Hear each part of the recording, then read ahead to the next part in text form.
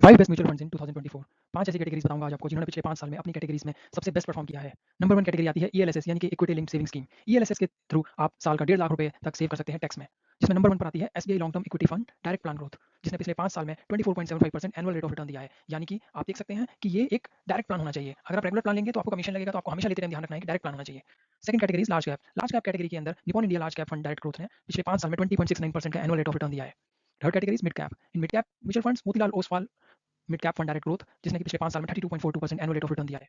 Fourth category flexi cap. Flexi cap category में JM flexi cap fund direct plan growth ने 24.61% annual rate of return दिया है last 5 years में। And fifth and last category small cap. Small cap में squad small cap mutual fund direct plan growth ने 46.81% annual rate of return दिया है।